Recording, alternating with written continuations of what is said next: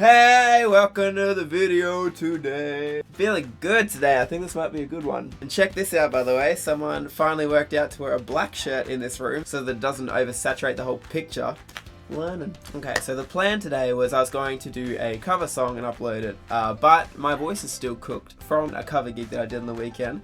I went for 4 hours and was not a lot of fun. So I decided to do a 5 best and 5 worst things about doing cover gigs as a musician. Because let's be real, just like any job, it's got some perks, it's got some things that you don't like about it so much. So without too much further ado, here is my list of 5 best and worst things about doing cover gigs.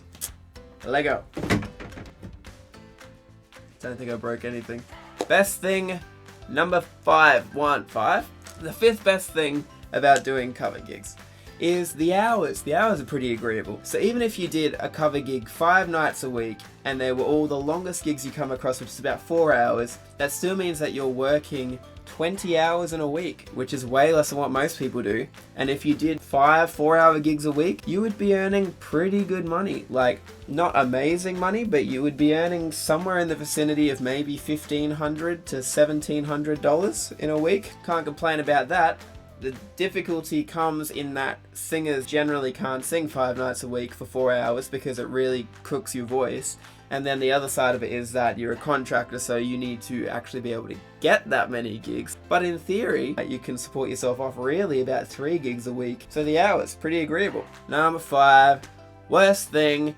Here we go. It's super drunk people making really rude requests. Look, of course, you're able to come up and give requests politely to a musician at a venue. It's normal. We don't always know the songs, but usually people are pretty cool about that as well, and they're understanding. They realize that there's like infinity songs out there in the world. We can't know all of them, but when we do, we're happy to play them for you. What I'm talking about here is the people who are really drunk and they either request a song, you play it for them, and then they're instantly requesting another one and then another one, and it's like, just chill. Or they request a song and you don't know it, and say they've asked you to play Wonderwall. They sit at the back of the room and they go, "Play Wonderwall! Wonderwall! Play Horses!" Made it very clear.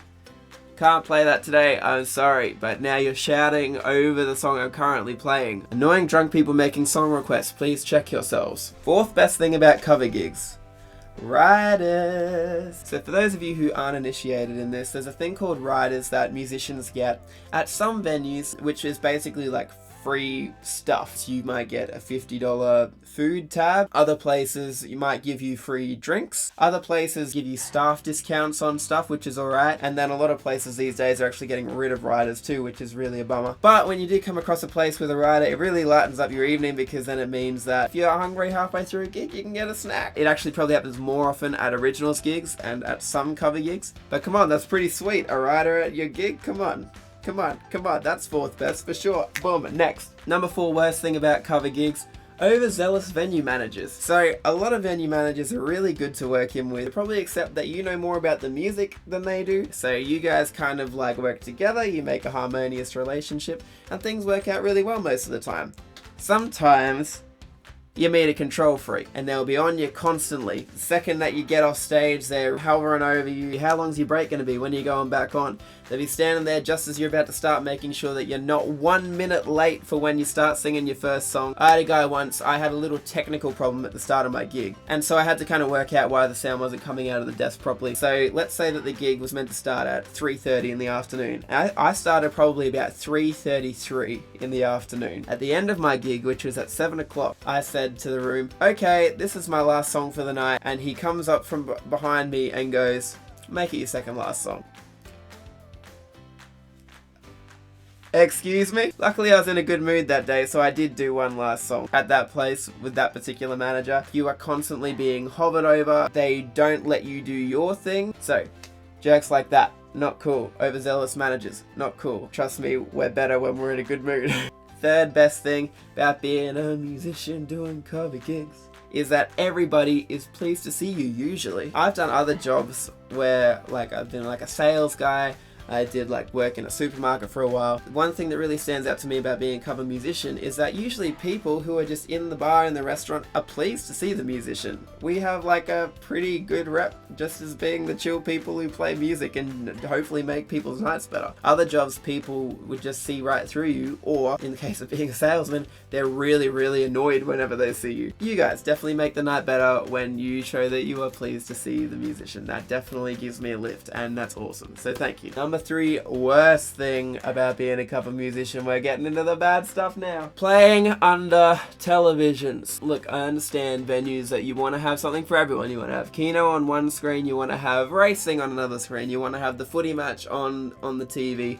You've got a limited amount of space and you want to stick the musician on stage in the corner somewhere. But do you know how annoying it is when you're playing some songs and there's somebody looking at the TV that's right above your head, like right here, and then there's another TV over here that has the racing on it, and then there's another TV over here that has gambling on it, and everybody is chatting and then they're looking up this way and you think maybe people are paying attention to you, but no, they're watching the TVs. It's very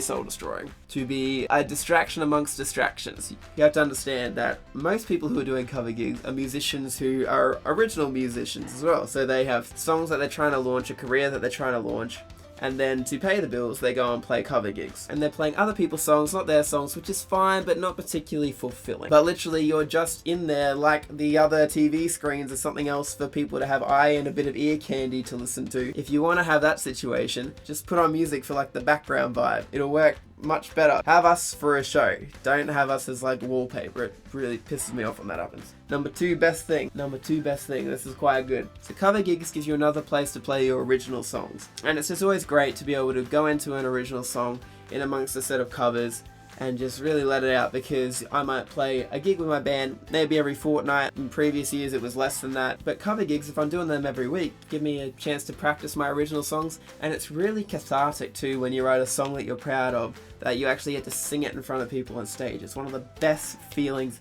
ever, and sometimes people really dig them. So cover gigs, ironically, my second favorite thing about them is that you get to play your originals at them.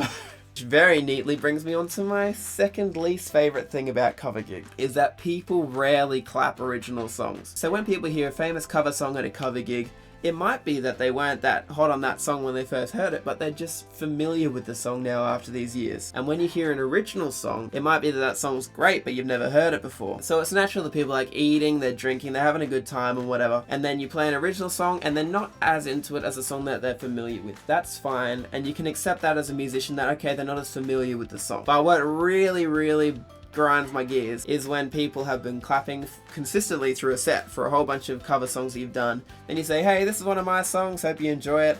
You play your song. Nothing. Doesn't even probably happen half the time, but it does happen that people are clapping along to the set after the cover songs, and then you play an original song and they make a point of not clapping and ignoring that you even just played a song. That is the single most soul destroying thing that happens at covers gigs. My number 1 favorite thing about cover gigs, and it's the money.